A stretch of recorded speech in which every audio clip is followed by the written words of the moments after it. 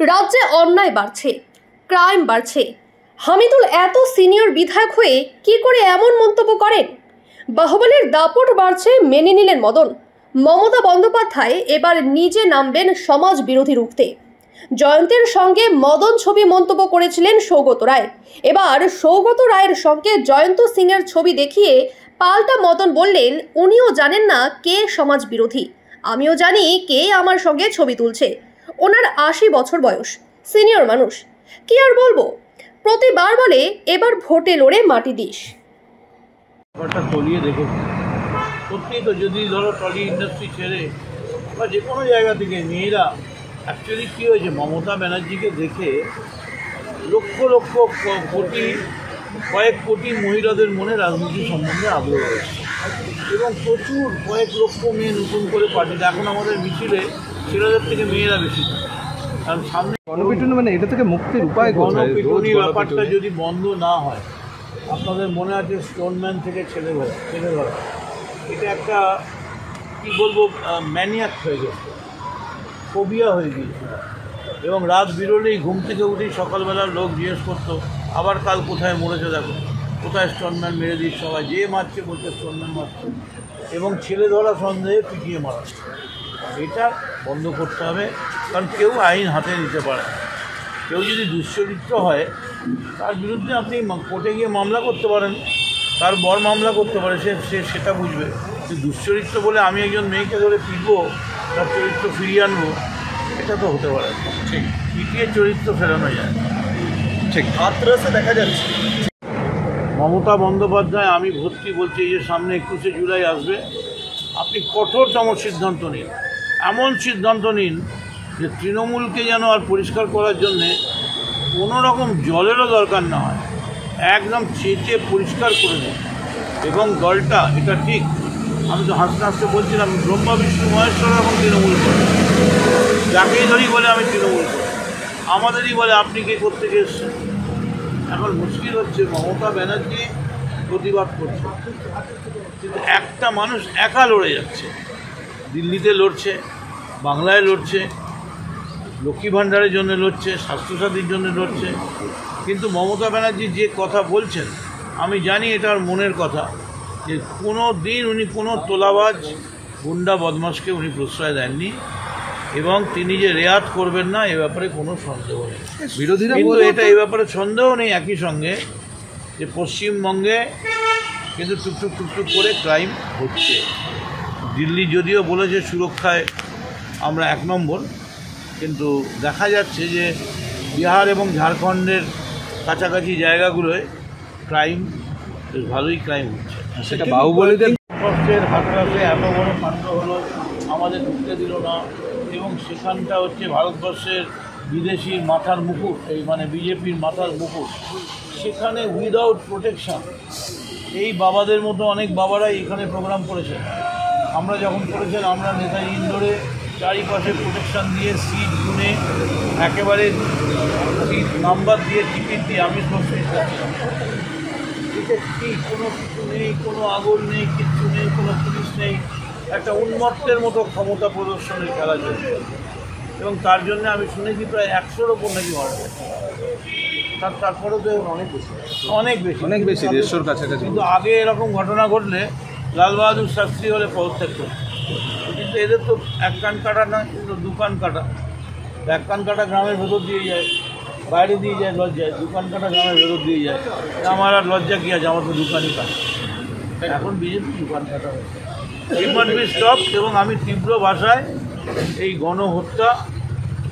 গণহত্যা লীলা এবং পিটিয়ে মারার তীব্র প্রতিবাদ। শীতমা যে রাজনীতি ছেড়ে দিতে চেয়েছিল তাৎক্ষণিক বলেছেন, কারণ সৌগতদাও তো কামারহাটিতে যান মাঝে মাঝে, তো ওইখানেই থাকেন রাত্রে, কিন্তু মেনলি পার্লামেন্টের কাজে থাকার জন্য তার অসুবিধা হয়।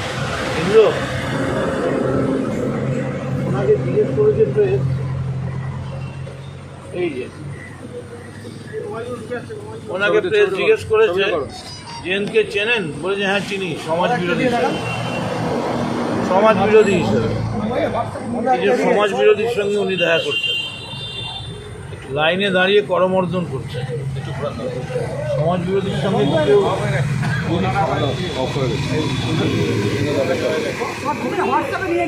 রাখা যায় না। দেখা যাচ্ছে ও বন্দুক নিয়ে বসে আছে। আরে বন্দুক যখন ছিল না তখন তো আমি বন্দুক মতো কাছে ছিলাম, যখন বন্দুক ওর হাতে ছিল। আমার সঙ্গে যে ছবি আছে তাতে তো বন্দুক নেই। আর আপনাদের এই যে রিপোর্টার, এরপর কেউ গিয়ে যে ওই মোড়ের মাথায় কোমর থেকে রিভলভার বার করবেন না, আমি কী করি জানি? আমি খুব জড়িয়ে ঘনিষ্ঠভাবে ছবি তুলছি, তার মনে কী হবে?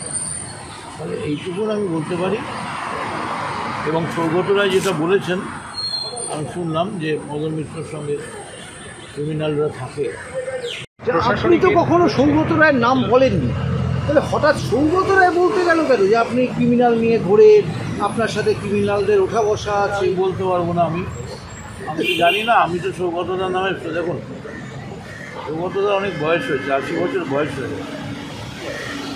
এর আগে উনি প্রত্যেকবারই বক্তৃতায় দাঁড়িয়ে বলেছিলেন আমার এবারে শেষবারের জন্য এরপর মাটি দিতে হবে, আর লাগবে। সৌগতদার 80 বছর বয়স। 80 বছরের একজন মানুষকে আমি অসম্মান করতে পারি না। তিনি বলেছেন, তিনি নিশ্চয়ই মনে করেছেন যে তিনি জেন বলেছেন, এটাকে সমাজবিরোধী বলেছেন। কিন্তু আমার কাছে সকালবেলা ওদের পাড়ার ছেলেমেয়েরা এসেছিল ছবি দিয়ে, এই যে সৌগতরা জড়িয়ে হ্যান্ডশেক করছেন, এইটা কি সমাজবিরোধীদের আলিঙ্গন? যে দুদিকে সমাজবিরোধীরা দাঁড়িয়ে আছে, আলিঙ্গন চলছে? নাকি সৌগতরা বুঝতে পারেন? উনি যদি না বুঝতে পারেন তাহলে ঠিক ওই রকমভাবে আমিও বুঝতে পারি। আমিও না বুঝে না জেনেই তাকে করবে। দেখো, সে ধরো তুমি যদি বলো সেই কথা, তাহলে কামারহাটিতে এই যে জয়ন্ত বলে ছেলেটা, ওর সঙ্গে আমার ছবি দেখা, আমি কানে কানে কথা বলছি। আমি তোমাদের সত্যি কথা বলছি, আমি কানে এটাই বলেছিলাম ওকে যে be very careful, days are very bad. এখনও যদি নিজেরা ঠিক না থাকো তাহলে কিন্তু তোমরা মরবে। এবং আমি ওকে চিনতাম না।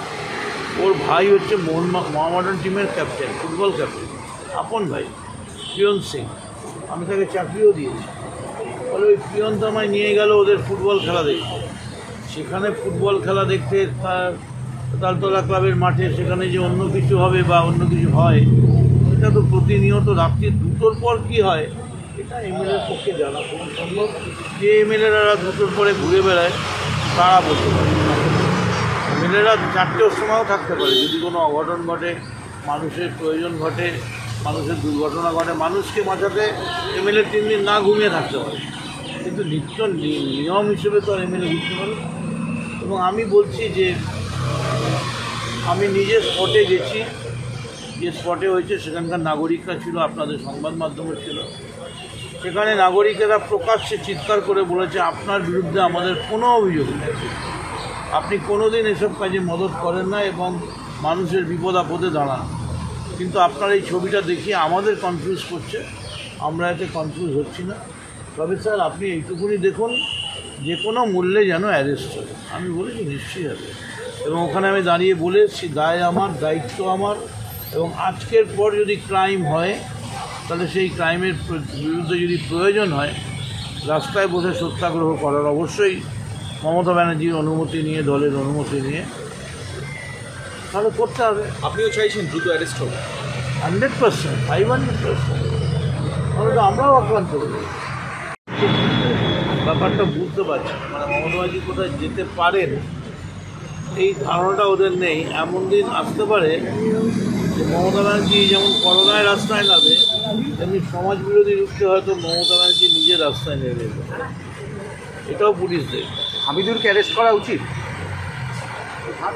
ল যদি বলে, যদি সেটা মানে কোনো ক্রাইমকে সহযোগিতা করা 120B এরকমভাবে, সেটা ওকালতির প্রশ্ন, সেই প্রশ্নে আমি যাব না।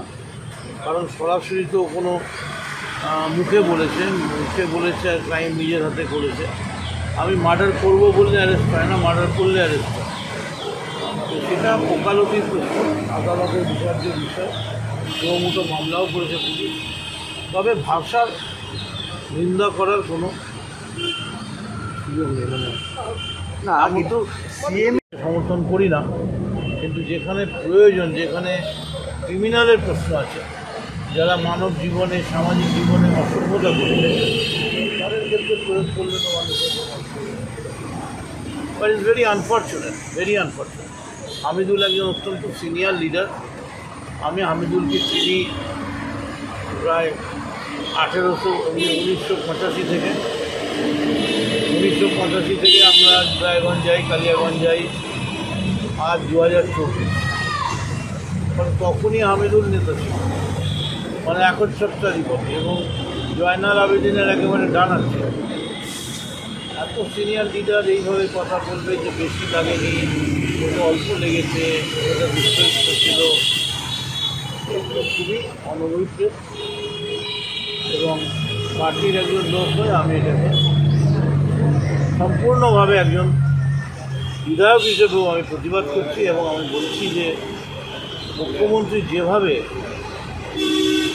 নিজের দল বা দলমত নির্বিশেষে নবান্নে বসে বলছেন যে যে যত বড় হোক, কোনো ক্রাইমের সঙ্গে যুক্ত থাকলে কাউন্সিলর এমএলএ বুঝবো না, অ্যারেস্ট করবো,